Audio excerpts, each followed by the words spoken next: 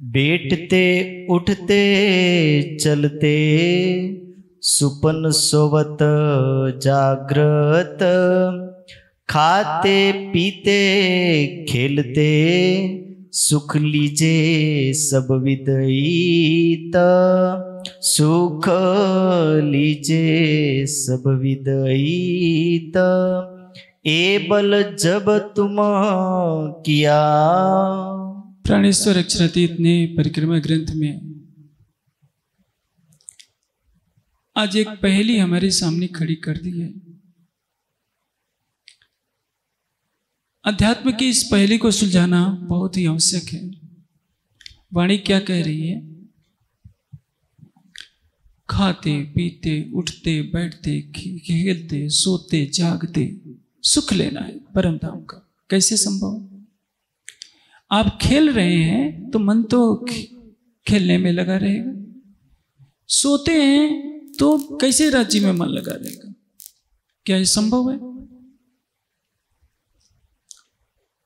सामान्य रूप से सुंदर साथ इसका अर्थ यही लगा लेगा, उठते बैठते सोते जागते हमेशा रासम करते रहिए तो सुख मिल जाएगा, और कोई चारा उनको दिखता ही नहीं। आगे कह रहे हैं कि जब आपने ऐसा कर दिया तो परिणाम क्या होगा? क्योंकि ये इस प्रकरण की शुरुआत होती है इसको उपजेगा प्रकरण।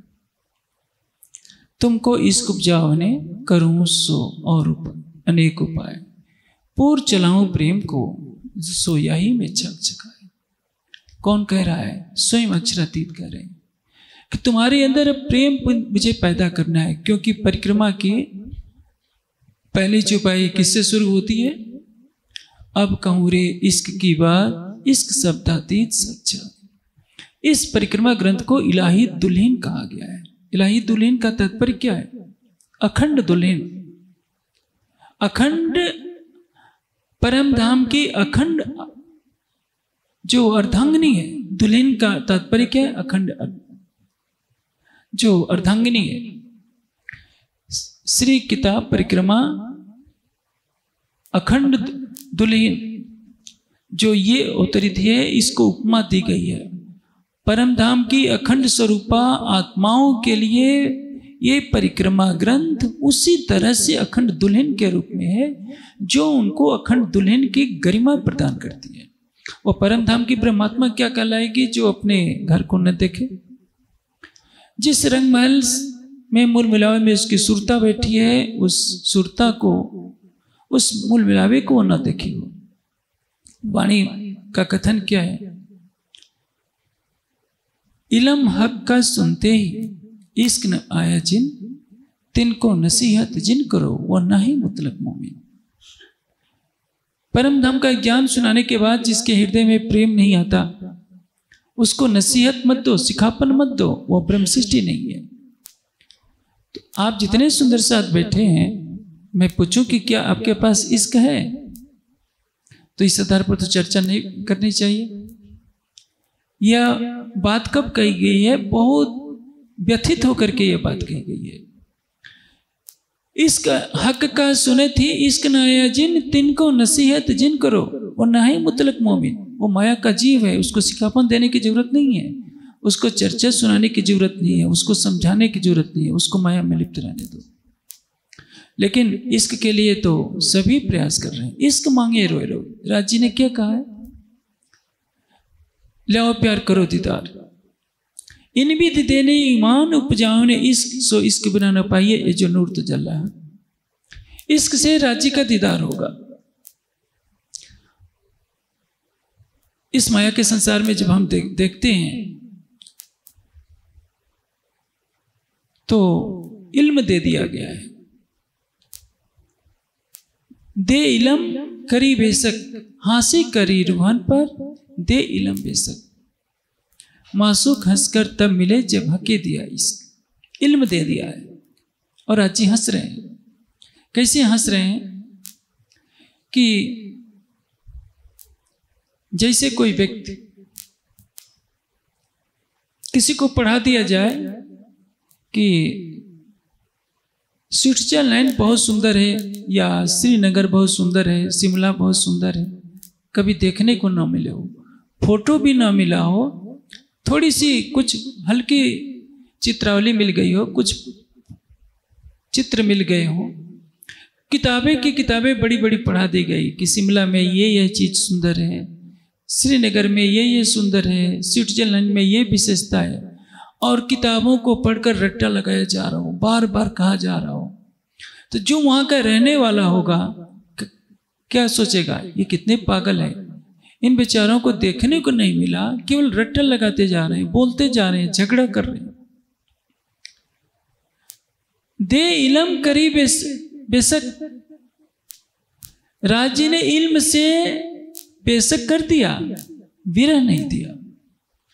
हंसी करी रूहन पर दे इलम बेशक, यह संशय रहित करने वाला ज्ञान राज्य देकर सबकी हंसी कर रहे हैं, लेकिन राज्य से मिलन कब होगा? मासूक हंसकर तब मिले जब हके दिया इश्क। प्रेम नहीं तो राज्य से मिलन नहीं होगा, राज्य का दीदार नहीं होगा, 25 पक्षों का दीदार नहीं होगा।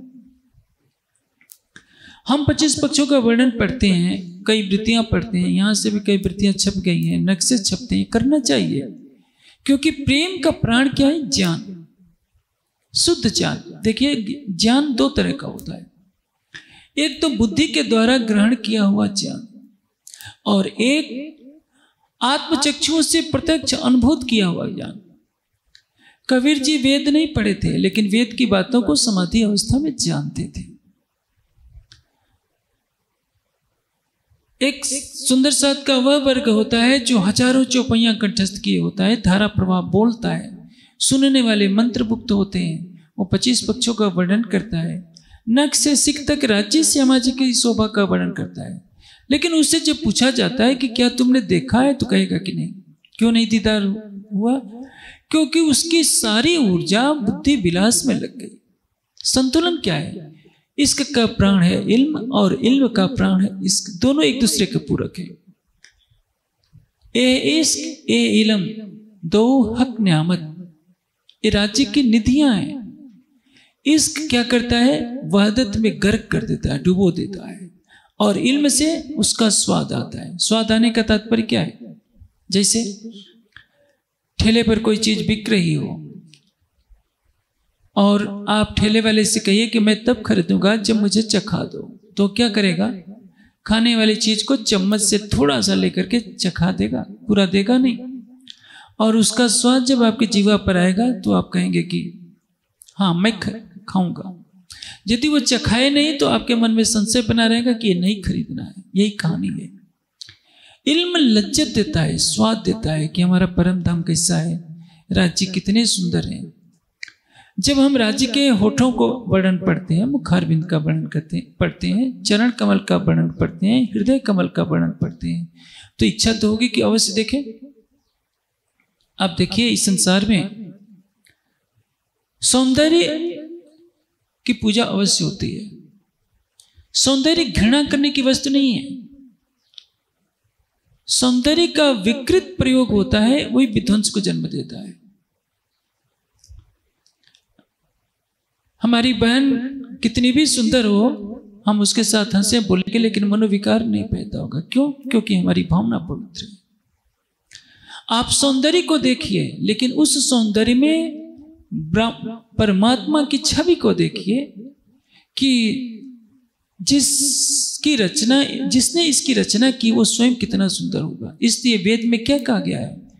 स्वरूप कृत्तम होते, सौंदर्य का निर्माता कहा गया परमात्मा को। वेद में सौंदर्य के प्रति घृणा प्रकट नहीं की गई है। सौंदर्य का मूल स्रोत कौन है? परब्रह्म। हाँ, दो सौंदर्य है, एक हृदय का सौंदर्य है, एक त्वचा का सौंदर्य है। त्वचा के सौंदर्य की अपेक्षा हृदय का सौंदर्य ज्यादा मूल्यवान होता है। त्वचा का सौंदर्य अपनी जगह महत्वपूर्ण है, लेकिन उससे अधिक महत्वपूर्ण है हृदय का सौंदर्य। संसार में कोई भी वस्तु निरर्थक नहीं बनी है। यदि किसी का हृदय इतना पवित्र है तो उससे एक दिव्य आभा प्रकट होती है, जो उसके चेहरे पर झलकती रहती है। तो आप सोचिए, अक्षरातीत का स्वरूप कितना होगा, अनंत सूर्यों से भी प्रकाशवान। वेद में क्या कहा गया है कि हे परमात्मा, तेरी कांत, नमस्ते विद्युते, नमस्ते प्राण विद्युते, तेरी कांत विद्युत की चमक के समान है। विद्युत की चमक तक कुछ भी नहीं है, अरबों खरबों बिजलियों की चमक उतनी नहीं है जितने की राज्य के मुखारविंद की चमक है। बिजली तो एक जड़ पदार्थ है, अग्नि तत्व है। अनंत सूर्यों का तेज उस राज्य के चरण कमलों के तेज के सामने कुछ भी नहीं होता। आप सोचेंगे कि जिस अक्षरातीत में इतना अनंत सौंदर्य भरा है, उसकी एक झलक पाले तो क्या संसार हमें बांध पाएगा? जब परम धाम का ज्ञान पाने के बाद हम संसार में रहना पसंद नहीं करते, तो जिसको चितवनी का रस मिल जाएगा वो इस संसार के मोह जाल में क्यों फंसा रहेगा? संसार के विषय की ज्वाला ऐसी है, वनों में रहने वाले लोगों को देखिए, आप अफ्रीका के हबशी लोगों को देखिए या तमिलनाडु में जाइए, बहुत दक्षिण की तरफ गर्मी पड़ती है, वहाँ त्वचा का सौंदर्य तो नहीं होता, लेकिन वहाँ के लोग मांस, मछली, शराब का सेवन अधिक करते हैं। तो इसका तात्पर्य ये नहीं होता हम सोचेंगे कि इंग्लैंड के लोग गोरे होते हैं तो मांस, शराब, ठंडक के कारण खाते हैं, तो हम भारत के लोग हैं वह नहीं खाते हैं। तो सौंदर्य का इसमें दोष नहीं है। पश्चिमी देशों में भी आजकल ऐसे लोग हुए हैं जो दूध तक पीना पसंद नहीं करते कि नहीं, पशु का दूध हम पी लेंगे तो उसके बच्चे का आहार हम छीनेंगे। ये मानव के अंदर ज्ञान प्रकट करने के ऊपर है। चाहे शीत प्रदेश में कोई रहे, हिमालय की ठंड में रहे, आप गंगोत्री जाएंगे तो आपको लहसुन प्याज भी खाने को नहीं मिलेगा। यदि किसी ढाबे वाले ने छिपा करके लहसुन प्याज रख लिया, पुलिस को पता चल गया तो जेल हो जाएगी, जुर्माना हो जाएगा। लेकिन जहां 50 सेंटीग्रेड का तापक्रम होता है, वहां के लोग मांस में डूबे रहते हैं, शराब में डूबे रहते हैं। तो कहने का तात्पर्य क्या है? सौंदर्य अति पवित्र वस्तु है। यदि मनोविकार पैदा होते हैं तो हमारे मन का विकार है, सौंदर्य का इसमें दोष नहीं। ज्ञान हमें मार्ग दिखाता है, क्योंकि राज्य से ज्यादा कोई सुंदर नहीं, श्यामा जी से ज्यादा कोई सुंदर नहीं। इस चौपाई में कहा गया है, उठते बैठते सुपन सोवत जागृत, खाते पीते सोते सुख लीजिए। कैसे संभव है? यह कार्य तो गोपियों ने किया था। हमको कहा जाता है कि बैठ करके चितवनी करनी है। चितवनी में तो कल भी, परसों भी मैंने कहा था कि आप का शरीर पूर्णतः स्थिर होना चाहिए, जरा भी हिले डुले नहीं।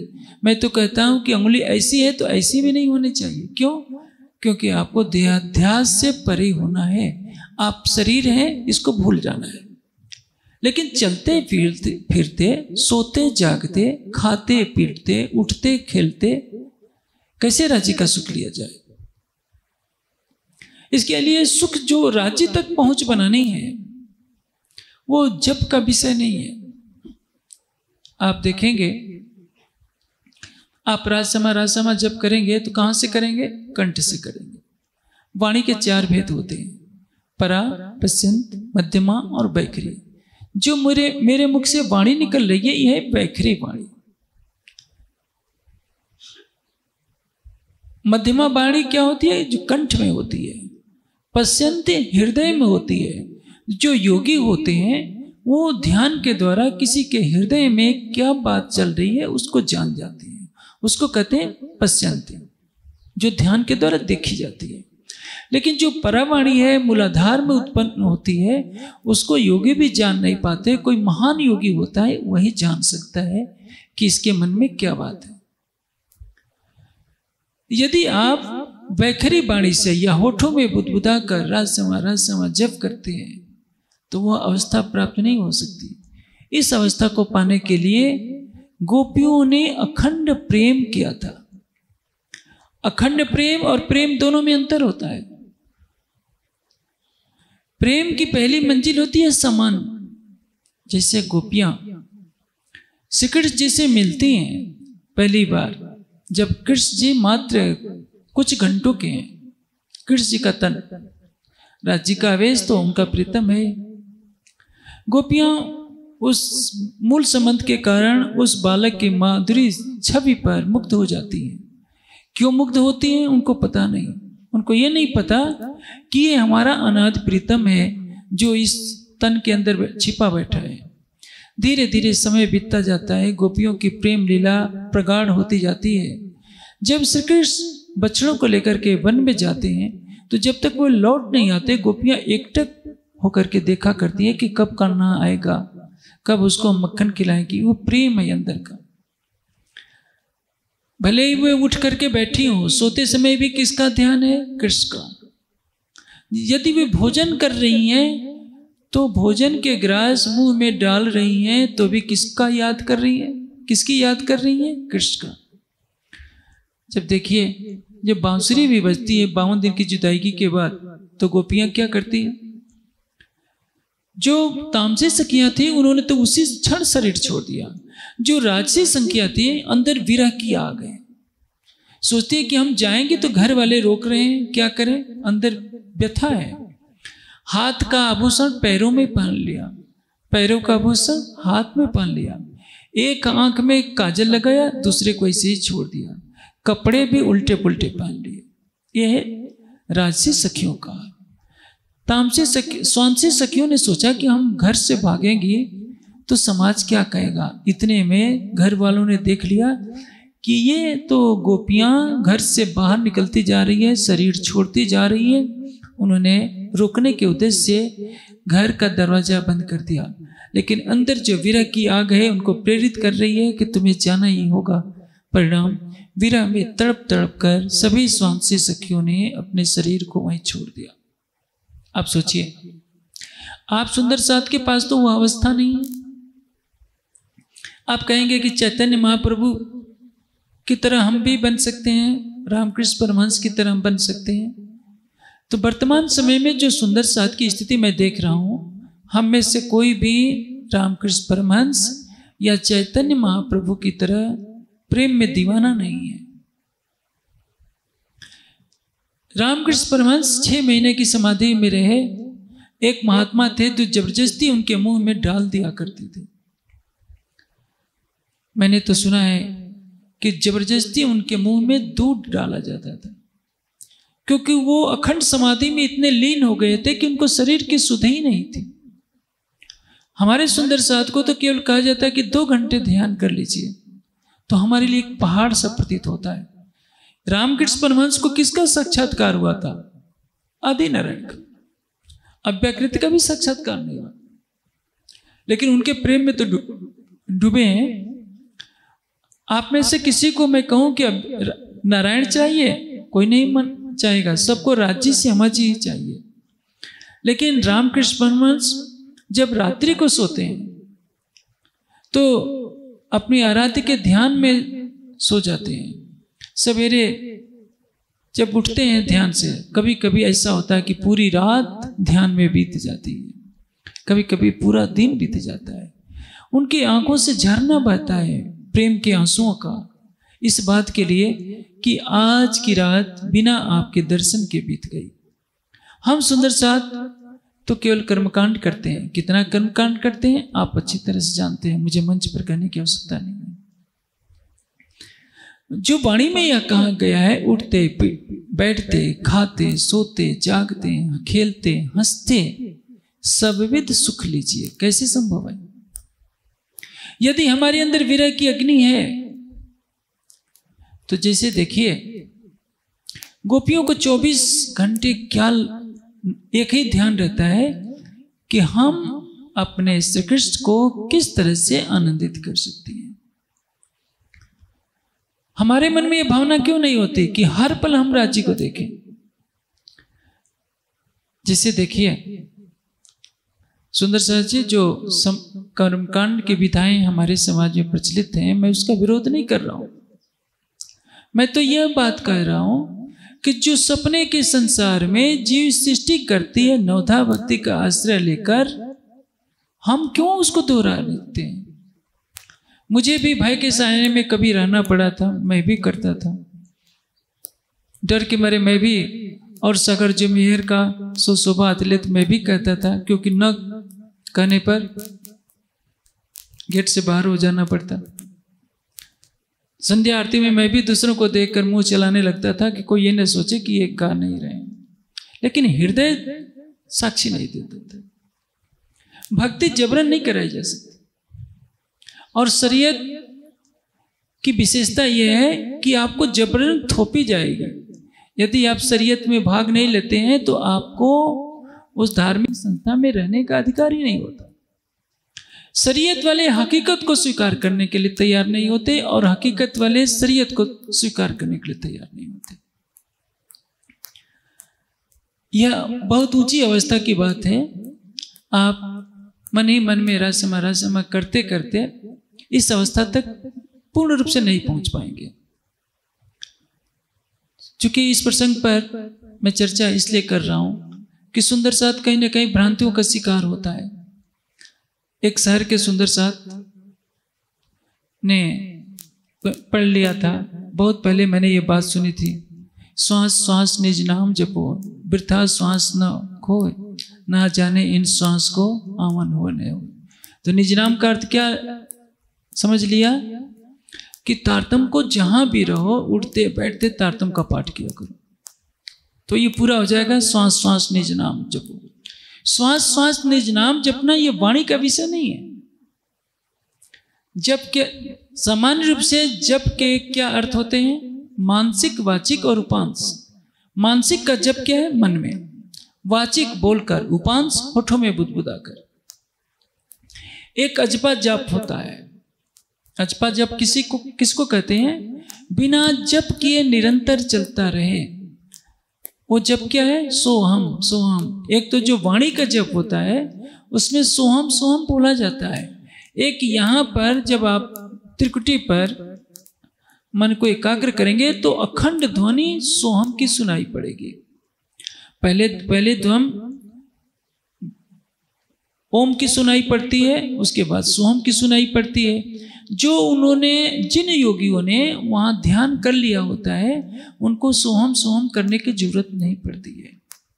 लेकिन जिन्होंने जप नहीं, जिन्होंने उस मंजिल पर नहीं पहुंचे होते हैं, वो केवल सोहम सोहम का जप करते हैं कि मैं वही हूं।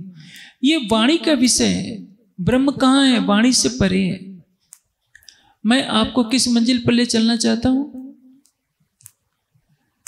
कि एक ब्रह्मात्मा को उठते बैठते सोते जागते खाते पीते हंसते खेलते कैसे राज्य का सुख मिले और कैसे उसको पल पल अनुभूति हो कि राज्य श्यामा जी हमारी आत्मा के धाम हृदय में।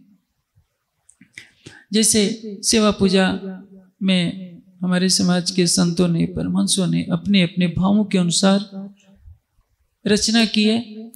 इसमें काफ़ी कुछ रचना मुकुंद दास जी की है, कुछ रचना परमानंद जी की है, कोई भोग किसी परमहंस का बनाया है, कोई भोग प्रेम सखी गोपाल मणि जी महाराज का बनाया हुआ है। कभी केसर बाई के महल पधारे, केसर बाई बाबा दयाराम की आत्मा है, उनके बनाए हुए भजन है। सभी परमहंसों ने अपने अपने भावों से कोई भोग बनाया है, कोई आरती बनाया है, कोई गौरी बनाया है। हमारी भक्ति क्या रही है? प्रेम लक्षणा भक्ति। अभी मैंने कहा था कि परिक्रमा ग्रंथ की पहली चौपाई क्या है? अब कहूं रे इश्क की बात, इश्क शब्दातीत साक्षात। इश्क कैसे पैदा होगा? तो किसी संत ने ये वाक्य कह दिया कि श्वास श्वास निज नाम जपो, वृथा श्वास न खोए। हर श्वास में निज नाम जपो। निज नाम का अर्थ क्या होगा? कोई सिकट कहेगा, कोई राज समाजी कहेगा। एक परमहंस हुए हैं सूरत के, 24 घंटा हक आदि कहते रहते थे। इससे यह निरर्थक नहीं है। मैं एक बात कहता हूं, बैठे बातें करे बका अर्श की तित भिस्त भई बैठक, दुनी बातें करे दोनी की आखिर तित तो जग। जहां भी परम धाम के ज्ञान की चर्चा होगी वो ब्रह्मलीला के अंतर्गत आ जाएगा और तित भिस्त भई बैठक, वो स्थान वैष्णव में अखंड हो जाएगा। दुनी बातें करे दुनी की आखिर तित तो जग। लेकिन संसार के काम क्रोध मद लोभ की बातें करेंगे, इसलिए उनको प्रायश्चित की अग्नि में जलना पड़ेगा कि हमने किया क्या है। प्रश्न यह है कि हमने तारतम भी लिया हुआ है, 6 चौपाई का तारतम भी हमको याद है, हम राज्य का भी नाम जानते हैं, श्री जी को भी नाम जानते हैं, कृष्ण का भी नाम जानते हैं। क्या करें? हम श्री जी साहब कहते रहे, राज समाज जी करेंगे, लेकिन सोते समय तो नहीं करेंगे। चलते फिरते तो राज समाज जी कर लेंगे। वाणी क्या कह रही है? सोते जागते, उठते बैठते, खाते पीते, हंसते खेलते। आप बताइए, आपको यहाँ कोई खेल खिलाया जाए, क्रिकेट का, फुटबॉल का, तो सभी खेल की मस्ती में इतने होते हैं कि स्वयं को भूल जाते हैं, तो राज समाज जी को कौन याद करेगा? जब आप गहरी निद्रा में खर्राटे ले रहे हैं तो राज्य को कहां से याद कर पाएंगे? तो इसका तात्पर्य यह है कि क्या वाणी का कथन झूठा हो जाएगा? वाणी का कथन झूठा नहीं है। हम अध्यात्म के उस मंजिल पर नहीं पहुंचे होते हैं, इसलिए ये बातें समझ में नहीं आती। देखिए, यह उस अवस्था का वर्णन है जब प्राणेश्वर आशिक के रोम रोम में बस चुका होता है। मैं एक छोटा सा दृष्टांत दूं। वैसे तो यह दृष्टांत कई बार मैं देख चुका हूं, लेकिन यह प्रसंग आ गया तो मुझे कहना पड़ रहा है। एक बार मजनू का ब्लड प्रेशर कुछ बढ़ा हुआ था। हकीम ने देखा तो सोचा कि इसका कुछ खून निकाल देते हैं तो ब्लड प्रेशर डाउन हो जाएगा। उस समय इतनी औषधियां नहीं हुआ करती थी। ब्लड प्रेशर कम करने के लिए जैसे उसने उस तरह चुभोया उसकी बाह में, मजनू चिल्ला पड़ा। वैद्य हकीम हंसने लगा कि मजनू, तो उस तरह मैंने अभी तो काटा नहीं था, जरा सा भी रखा, तो चिल्ला क्यों रहा है? क्या तू डरता है? कहता है कि नहीं हकीम जी, मैं मौत से नहीं डरता, बाघों से नहीं डरता, सर्पों से नहीं डरता। मैं इसलिए मना कर रहा हूं आपको कि मेरी रक्त की हर बूंद में मेरी लैला विराजमान है। आप नस्तर चुभोगे तो उसको कष्ट होगा। है वो संसार का जीव, लेकिन चुनौती तो हमको दे रहा है। क्या हमारे दिल में राज्य की वैसी बैठक है? क्या हम राज्य से प्रेम करते हैं? वो तो एक मिट्टी के पुतले पर पागल है। आप सोचिए, आपको परम धाम के 25 पक्षों का वर्णन सुनाया जाता है। अब वही चलेगा, परिक्रमा, सागर, श्रृंगार। इन तीनों ग्रंथों में क्या है? 25 पक्षों का वर्णन है। युगल स्वरूप के नख से सिख तक की शोभा का वर्णन है। श्याम और आपकी परात्म के श्रृंगार का भी वर्णन है। आप सब सुंदर साथ शब्दों को पढ़ते हैं। जब प्रेम नहीं पैदा होता तो शरीयत की नकल तो उतारेंगे, नहीं उतारेंगे तो दुनिया क्या कहेगी? ये केवल पढ़ाकू है, पढ़ता रहता है, कोई भक्ति भाव तो नहीं है, प्रेम भाव नहीं है। तो आप जोर जोर से चिल्लाते हैं या नाचते हैं, किसको दिखाने के लिए? संसार को दिखाने के लिए कि संसार माने कि हम राज्य से प्रेम करते हैं।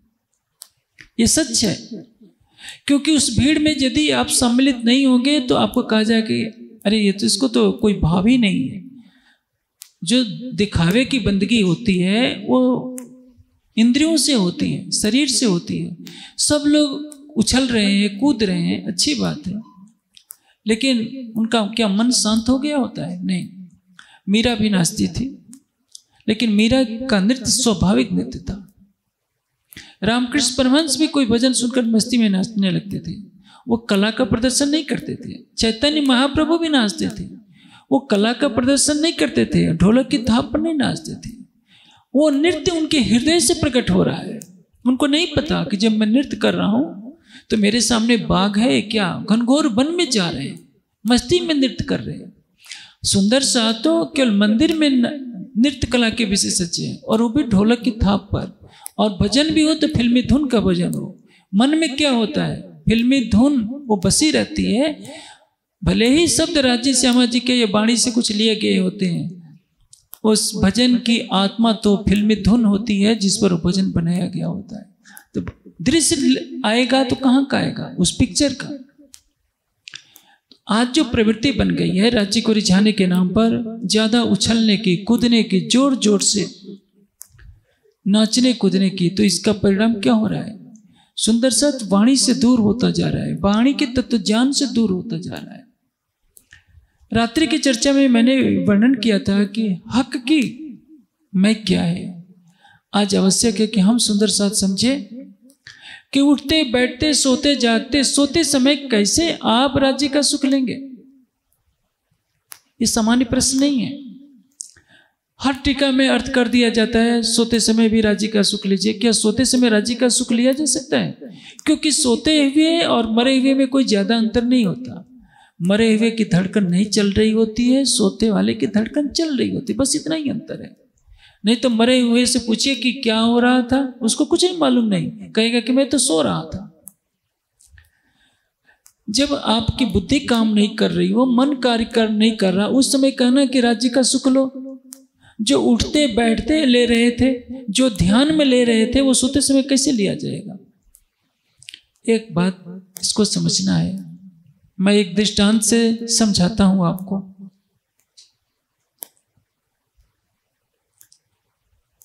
मलिहाबाद के मुकुंद दास जी थे। बाल्यावस्था में थे, गाय चराया करते थे। उस समय आजकल की तरह शिक्षा दीक्षा की व्यवस्था नहीं हुआ करती थी। जब वो घर आते हैं, उनकी माताजी कहती है कि मुकुंदा, आज एक महात्मा जी आए थे सफेद वस्त्रों में, कह रहे थे कि मुकुंदा कहाँ है? मैंने कह दिया था कि वो गाय चराने गया है, अभी थोड़ी देर में आ जाएगा। तो कह गए कि कह देना है कि पन्ना से प्राणनाथ जी आए थे। मुकुंद दास जी को कोई ज्ञान नहीं है। आप सुंदर साथ को न जाने कितनी बार वाणी 10 घंटे का मंच चलाया जा रहा है। आपको कक्षों से निकालना पड़ता है, यहां से आवाज लगानी पड़ती है। वो मुकुंद है।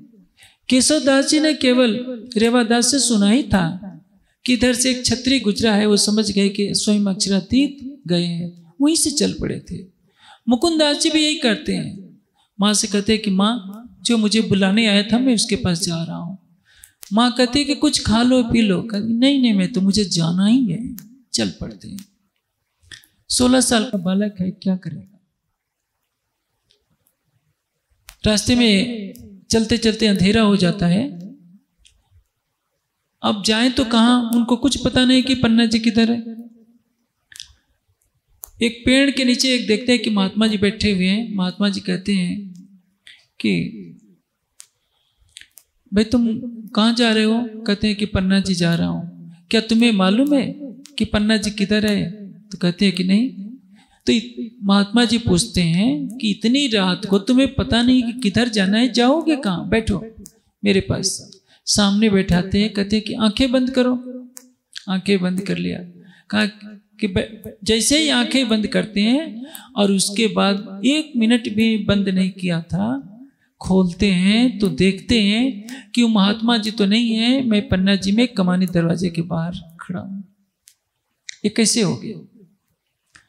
समाधि अवस्था में दूरी का प्रश्न नहीं होता। ये संसार कहां से है? मन से संसार है। जिस अवस्था में आपका मन निष्क्रिय होगा, उस अवस्था में समय और दूरी का बंधन समाप्त हो जाता है। जैसे स्वप्न में आपका मन, स्वप्न कितने समय तक होता है? मैं समझता हूं कुछ सेकंडों का स्वप्न होता है। 5 सेकंड 10 सेकंड में एक बड़ा सपना देखा जाता है, और उस कुछ सेकंडों में आप अमेरिका कभी पहुंच जाते हैं, कभी मुंबई पहुंच जाते हैं। कितने कई महीनों का, कई सालों का दृश्य आप देख लेते हैं। एक पल में वर्षों का दृश्य देखा जा सकता है, एक पल में कई जन्मों का दृश्य देखा जा सकता है, क्योंकि मन की विचित्रता है। उसी तरह से जिसके हृदय के रोम रोम में प्रेम बसता है, जिसके हृदय के रोम रोम में उसका प्राणेश्वर बसता है, वह समय की दूरी के बंधन से रहित हो जाता है। जैसे सोते समय आप राज्य के भावों में सोएंगे तो 2 घंटे की झपकी भी लग जाएगी, तो उस झपकी का कोई असर आपके ऊपर नहीं रहेगा, उसको निद्रा नहीं माना जाएगा। क्योंकि सोने से पहले आप राज्य के श्रृंगार में डूबे हुए थे। जब आपकी आंखें खुलेंगी तो उस समय भी राज्य का श्रृंगार झलक रहा होगा। तो आपके लिए वो निद्रा निद्रा नहीं मानी जाएगी, वो तो योग निद्रा है। एक सामान्य व्यक्ति ठूस ठूस कर भोजन करता है और गहरी निद्रा में खर्राटे लेता है तो क्या कहा जाता है कि वो तो सो रहा है। आप अष्टपहर की वितक पढ़िए, श्री जी को गहरी निद्रा में कभी आप सोते हुए नहीं पाएंगे। लेकिन मैं कह रहा हूं तो आप इसकी नकल मत करना शुरू कर देना कि श्री जी जैसे करते थे हम भी करेंगे, तो शरीर रोगी हो जाएगा। क्योंकि आप श्री जी नहीं है, आप परमहंस महाराज श्री रामरतन दास जी नहीं है। जैसा भोजन आप करते हैं वैसा भोजन परमहंस महाराज श्री रामरतन दास जी नहीं करते थे या श्री जी नहीं करते थे। राज्य का आवेश जिस तन में लीला कर रहा है, आप उस तन की नकल उतारेंगे तो आपका शरीर उसको झेल नहीं पाएगा। हफ्से में जिस महामती जी की आत्मा ने विरह में तड़प तड़प कर अपने शरीर को हड्डियों का ढांचा बना लिया हो, जिसके लिए वाणी कहती है कि हाड़ हुए सब लकड़ी सिर सिरफा लगिन, शरीर हड्डियों का ढांचा बन गया था, सिर नारियल के समान दिख रहा था, और जीव जो स्वयं हिमालय के कलाप ग्राम का रहने वाला हो, जिसमें केवल योगी महात्मा ही रह सकते हैं, सिद्ध पुरुष ही रह सकते हैं, सामान्य मनुष्यों का जिसमें प्रवेश नहीं होता, उस कलाप ग्राम के वासी मरु राजा के जीव पर परमधाम की इंद्रावती की आत्मा विराजमान है। इसलिए उस शरीर की नकल करने का साहस सबको नहीं करना चाहिए। हाँ, सिखापन है, हम भी वैसा कर सकते हैं, हम भी वैसा बन सकते हैं। जो महामती जी को करने का अवसर था वह अवसर आपको भी है, बल्कि आपके लिए ज्यादा सुगम है, क्योंकि उस समय वाणी नहीं अवतरित थी। आपको वाणी अवतरित करके दे दी गई है, बीतक दे दी गई है, लेकिन हमारा और आपका जीव इतना निष्ठुर है, इतना कठोर है कि उस प्रेम की डगर पर, उस विरह की डगर पर चलना ही नहीं चाहता। तो उठते बैठते तो आप राज्य का मन में भाव ले सकते हैं, गुनगुना ले सकते हैं। एक प्रश्न, बात बताइए, गोपियां हर पल राज्य को याद करती हैं, आपको राज्य हर पल क्यों नहीं याद आते? हाँ, एक व्यक्ति आपको जरूर याद आएगा, जिससे आपका बैर है या जिसकी निंदा करने की आपको आदत बन गई है, उठते बैठते जरूर आपको याद आएगा। लेकिन राज्य से इतना प्रेम नहीं हो पाया कि राज्य उठते बैठते, सोते जागते, खाते पीते, हंसते खेलते हमेशा याद आए।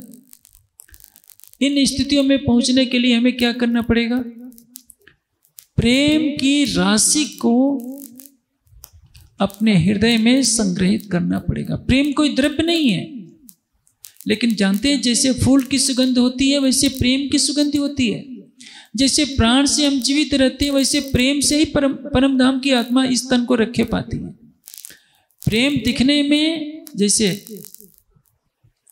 हमारे चेहरे पर जब प्रेम की भावना होती है तो चेहरा बता देता है, हमारे अंत हृदय में जब घृणा की भावना होती है तो आंखें बता देती है, भय होता है तो हमारा चेहरा बता देता है कि हम डर रहे हैं, हमारे अंदर साहस का भाव होता है। ये वस्तुएं कोई लौकिक द्रव्य नहीं है, लेकिन एक भावात्मक अभिव्यक्ति जिसको हृदय अनुभव करता है तो प्रेम में प्रफुल्लता आती है, भय में घबराहट आती है, घृणा में क्रोध आता है नहीं, घृणा का रूप दिखाई नहीं देता, उसके लक्षण दिखाई पड़ते हैं। जब चेहरे पर वो लक्षण प्रकट होते हैं तो समझते हैं कि अब इस चेहरे में घृणा है, इस चेहरे में प्रेम है, इस चेहरे में लज्जा है, इस चेहरे में उत्साह है। कहने का आशय क्या है? परम धाम की आत्मा माया का खेल देखने के लिए ब्रज में आई है, उसके अंदर प्रेम है परम धाम का मूल संबंध से। भले ही पता है तो नहीं तो क्या, वह प्रेम गोपियों को विवश कर रहा है कि हर पल कृष्ण के पास ही रहें, एक पल भी अलग ना हो। आपके अंदर भी परम धाम की आत्मा है, लेकिन आपका आचरण वैसा क्यों नहीं आ पाता? क्योंकि दो चीजों से बहुत नुकसान हो रहा है। वह द्वापर का समय था, वहां उस समय लोगों के हृदय में अधिक निर्मलता थी। इस समय कलयुग की बाढ़ है, विषय वासनाओं का प्राबल्यता है। और दूसरी चीज यह है कि ज्ञान दुधारी तलवार है। यदि इस ज्ञान को प्रेम के बर्तन में रखा जाता है तो ये ज्ञान धनी से मिलन करा देता है। और इस ज्ञान को यदि तमोगुण और रजोगुण के बर्तन में रखा जाता है, इस ज्ञान रूपी अमृत धारा को तमोगुण और रजोगुण के बर्तन में रख देंगे तो ये केवल विवाद का कारण बन जाता है, आत्मसंतुष्टि का कारण बन जाता है। यदि आपका स्वभाव तमोगुणी है, आपने वाणी के अर्थ को गहराई से समझ लिया तो सबको चुनौती देते फिरेंगे कि जो मैं कह रहा हूं वह सच है। यदि आपका हृदय रजोगुणी है तो आप सोचेंगे कि अरे मैंने सब पढ़ लिया है, इल्म है तो लज्जत लेना ही तो है, परम धाम में चलेंगे तो राज्य को देख लेंगे, क्या जरूरत है यहाँ आंख बंद करने की। ये बात सामान्य लोग नहीं कहते, ये बात वो विद्वान कहते हैं जो वाणी के मर्मज्ञ हैं, वितक के मर्मज्ञ हैं, चर्चनी के मर्मज्ञ हैं। उनकी आंखों से विरह के आंसू नहीं निकलते, वे चितवनी करना बोझ समझते हैं लेकिन व्याख्यान देना सरल समझते हैं।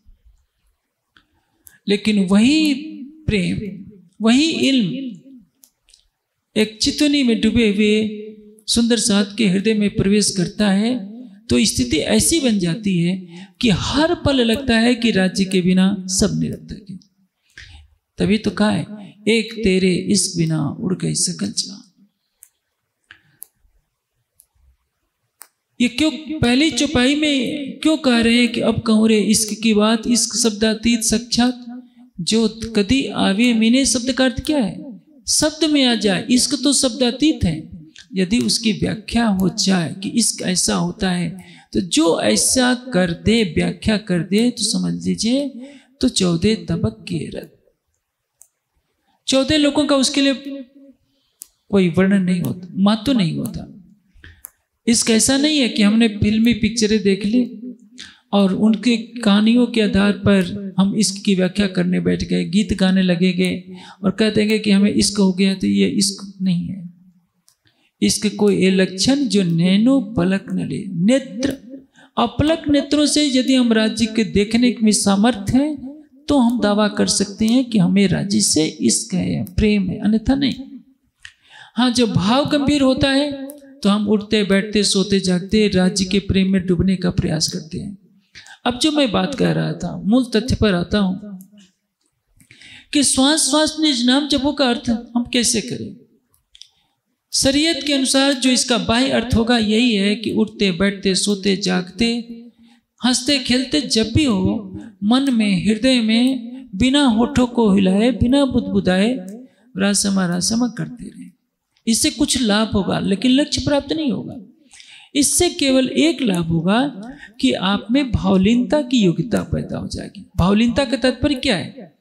हम सोने जा रहे हैं तो जो शरीयत वाला क्या होगा, वो क्या करेगा? खूब जोर से राजी श्यामा जी बोलेगा ताकि सुनने वाले समझ जाए कि भगत जी महाराज अब शयन करने जा रहे हैं। और जो तरीकत पर चलने वाला होगा वो क्या करेगा? होठों में भी नहीं कहेगा, हृदय से राज समाजी कर लेगा, राज्य को याद करके सो जाएगा। हकीकत वाला क्या करेगा? सोने से पहले वो राज्य की शोभा की एक झलक देख लेगा। मारिफत वाला क्या करेगा? राज्य की शोभा को देखते देखते उनके हृदय में डूब जाएगा और स्वयं का अस्तित्व विलीन कर लेगा। ये चारों की चार स्थिति है। निद्रा में सभी रहेंगे, शरीयत वाले भी, तरीकत वाले भी, हकीकत वाले भी, मारिफत वाले भी। लेकिन जब मारिफत वाला जब निद्रा को छोड़ेगा तो जैसे राज्य के हृदय में डुबकी लगाया था उठते समय भी वैसी अवस्था को सीधे प्राप्त हो जाएगा। संसार की कोई भी बात उसके बीच में नहीं आएगी। इसलिए उसको कहा जाएगा कि इसके लिए ये सोते समय भी राज्य का ही आनंद लेते हैं। जबकि शरीयत वाला सोते ही जब जोर जोर से अपना प्रमाण पत्र प्रस्तुत कर रहा था कि मैं राज्य को याद कर रहा हूँ, अड़ोस पड़ोस के जितने लोग हैं सब सुन लें, क्योंकि मैंने देखा है जब मंदिर में शरीयत के लोग आते हैं तो दरवाजे से शोर मचाया करते थे, राज्य राज्य, ताकि मैं आश्रम में सुना करता था। हम कमरे में होते थे, पहचान जाते थे कि अमुक भगत जी आ गए। उस शरीयत हृदय में प्रेम नहीं, एक भाव है, औपचारिकता है, शरीयत की बंदगी को पूरा करके सबको दर्शाना है। और ये लोग क्या करते हैं, जो वैसा नहीं करता उसको कहते हैं कि ये महात्मा सब क्या करते हैं, बैठे बैठे खाते रहते हैं, आरती में नहीं आते। तो श्वास श्वास वो नहीं जप कर सकते। जो तरीकत वाला है वो श्वास श्वास जप करेगा, हृदय से जप करेगा। लेकिन यदि वो चितवनी नहीं करता है तो उसके हृदय के विकार नहीं जाएंगे और उस मंजिल पर वो नहीं पहुंच पाएगा। चितवनी में क्या होता है, देखिए, जब मैं छोटा था तो रिचर्ड या एटिनबरो, अब उसका नाम लॉर्ड एटिनबरो है कि रिचर्ड एटिनबरो, मुझे ध्यान नहीं आ रहा है, नाम एटिनबरो नाम है। उसने गांधी की पिक्चर बनाई थी। उसको गांधी जी की तरह चलना सीखना पड़ा था, गांधी जी की तरह बोलना सीखना पड़ा था। जानते हैं, अंग्रेजों को तुम नहीं कहने आता, तुमको तुम कहते हैं। वह अंग्रेज धुन का पक्का था, गांधी जी की तरह कपड़े पहनना, गांधी जी की तरह चलना फिरना सब कुछ सीखता है। जो रामलीला में राम का अभिनय करता है उसको पता है कि राम की तरह बोलना कैसे है। जो रावण का अनुभव करता है वो रावण की तरह बोलने का अभ्यास करता है। इसी तरह से राज्य जैसे हैं उनकी शोभा को जैसे जैसे आप देखेंगे, जैसे लोहा को आग में डाल देंगे तो लोहा आग की तरह तपने लगता है, एक समय अग्नि के समान ही बदल जाता है।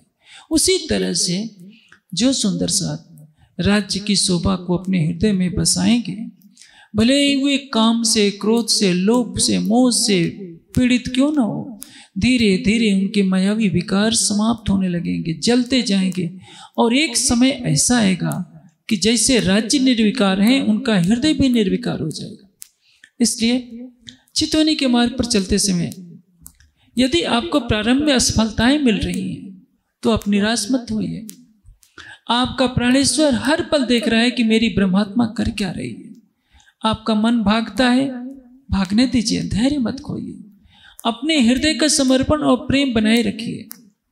आपको काम सताता है, क्रोध सताता है, लोभ सताता, इसलिए कि आपका जीव लाखों जन्मों का इसका आदी रह चुका है, इसलिए ये भूलें हो रही है। एक क्षण ऐसा होएगा जब करोड़ों कुंतल का जैसे रुई का पहाड़ हो, एक चिंगारी लगाते ही जलकर राख हो जाता है, वैसे राज्य के प्रेम की अग्नि पल भर में आपके विषय विकारों को जलाकर ध्वस्त कर देगी। पंथ होवे कोट कलप, प्रेम पहुंचावे मिने पलक। ये कब होगा? जब प्रतिदिन आप उनको निहारने का प्रयास करेंगे। निहारने का तात्पर्य क्या है? प्रेम भरी दृष्टि से देखना। चितवनी का अर्थ क्या होता है? योग का अर्थ तो हम कह देंगे चित्त की वृत्तियों का निरोध ही योग है, लेकिन चितवनी का अर्थ क्या है?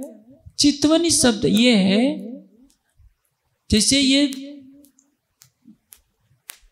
मेरे नेत्र हैं और मेरे सामने, जैसे मैं आपको एक घटनाक्रम बताता हूं। सीता और राम का विवाह हो रहा है। उस समय मर्यादा हुआ करती थी। आजकल के तो बच्चे शादी होते ही एक दूसरे का हाथ पकड़कर चल देते हैं, क्योंकि वो पश्चिमी दुनिया से प्रभावित होते हैं। राम भी खड़े हैं, सारा राजाओं का समूह खड़ा है, प्रजा खड़ी है। सीता की इच्छा होती है कि मैं देखूं राम का मुख कैसा है। तो कैसे देखेगी? सीता अपनी अंगूठी के नाखून में देखती है, अंगूठी में राम का मुख झलक रहा है, तो देख लेती है, तिरछे नेत्रों से देख लेती है कि राम ऐसे हैं।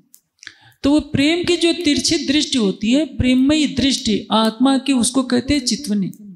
ध्यान की वह प्रक्रिया जिसमें हमारा मन समाप्त हो जाए, बुद्धि समाप्त हो जाए, केवल आत्मा की दृष्टि खुल जाए और वो आत्मा की प्रेममयी दृष्टि साक्षात राज्य को देखे, उसको कहते हैं चितवनी। आपको जो रट्टा लगाया जाता है या आभूषण या थंबा या जो कुछ है, ये तो बुद्धि मूलक है, इसमें तो मन और बुद्धि कार्य कर रहे हैं, ये चितवनी नहीं है। आपको चितवनी के मार्ग पर चलाने का प्रयास किया जा रहा है। और यदि आपके हृदय में उसकी शोभा बस जाती है, राज्य की शोभा, जैसे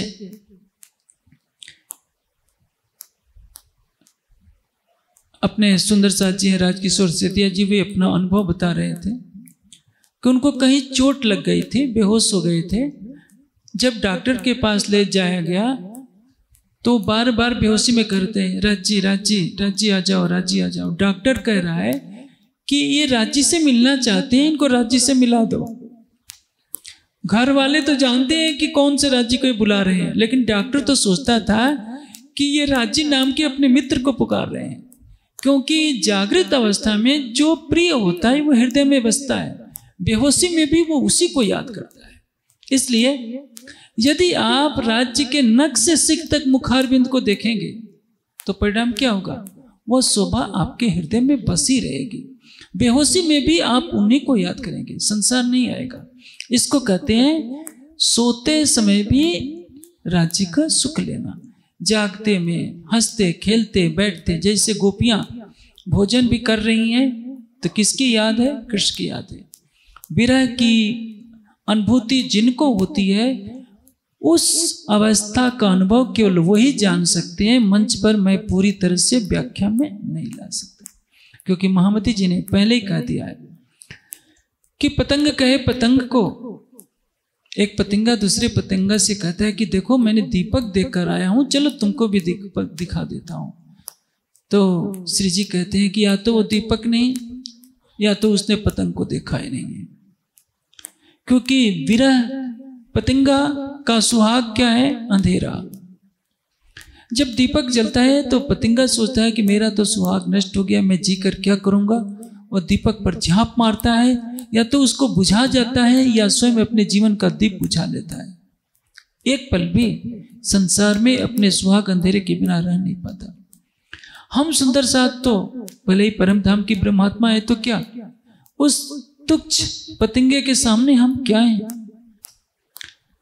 हमको तो राज्य ने सागर श्रृंगार की वाणी दी, परिक्रमा की वाणी दी, हौज कौसर का वर्णन किया, सारी लीलाओं का वर्णन किया कि देखो हौज कौसर के अंदर टापू महल है, चतुर्दशी के दिन उस पर बैठकर सुख लेने, लीला का सुख क्या होता है, हौज कौसर में झीलना करने का सुख क्या होता है, पुखराज की तलहटी में भ्रमण करने का सुख क्या होता है, रंग महल की 10वीं आकाशी का सुख क्या होता है, मानिक पहाड़ के हिंडोलों का सुख क्या होता है, पश्चिम की चौगान में खेलने का सुख क्या होता है, राज्य के नख से सिख तक की शोभा में डूबने का सुख क्या होता है। हम पढ़ते हैं और हमारे इस बेशक इल्म की रट्टा मार ज्ञान को सुन देख जब राज्य देखते हैं तो राज्य खूब हंसते हैं कि जो इस ज्ञान को लेकर जो इनको करना चाहिए था उसमें इनका मन नहीं है, वो तो केवल कहने का ही विषय बना रखा है। इसलिए गोपियों को कोई किसी चौपाई का ज्ञान नहीं मिला था। गोपियों को यह नहीं बताया गया था कि 6 अक्षर के पारे भी अक्षरातीत था, क्योंकि उनके हृदय में प्रेम का बीज था और वह अंकुरित हुआ। और जो 52 दिन की जुदाई के बाद वो प्रेम का बीज एक वृक्ष बन गया था। इसलिए जैसे ही बांसुरी बजी सभी ने अपना शरीर छोड़ दिया। हमारे हृदय में प्रेम है ही नहीं, हमारा सूना हृदय है। याद रखिए, यदि आपका हृदय सुना है, संसार से सुना है तो ठीक है, लेकिन राज्य की तरफ से सुना नहीं होना चाहिए। आपके हृदय की सारी रसधारा अपने हृदयेश्वर के लिए होनी चाहिए, अपने प्राणेश्वर के लिए होना चाहिए, अपने अखिलेश्वर के लिए होना चाहिए, क्योंकि वो आपका प्राणेश्वर है, हृदयेश्वर है, अखिलेश्वर है, आपका प्राण वल्लभ है, प्राण जीवन है, प्राण प्रीतम है, प्राणनाथ है, अनादि है, अनंत है, सचता आनंद है, सकल गुण निधान है। और ऐसे अपने आराध्य को पाकर यदि आप उसको भूले रहते हैं तो इससे बड़ा अभागापन और क्या होगा। लेकिन हम उन्हीं की कोटि में, हजारों सुंदर साथियां बैठे हैं। अभी थोड़े समय के बाद अब चर्चा बंद होने वाली है, जाएंगे, भोजन करेंगे, सब बातों में लग जाएंगे।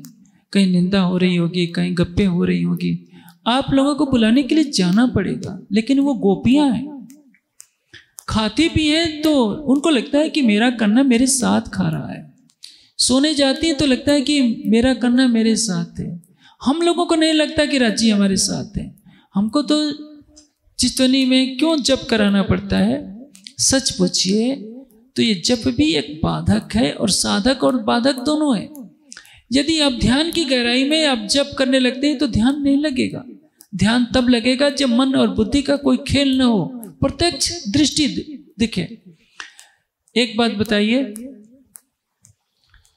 आप अपने किसी निकट संबंधी से, भाई हो, बहन हो, मित्र हो, पति हो, पत्नी हो, कई वर्षों के बाद मिलेंगे, जब पहली नजर में आएगा तो आप साष्टांग क्या लेट जाएंगे, क्या स्तोत्र पढ़ने लगेंगे, या माला का जप करने लगेंगे?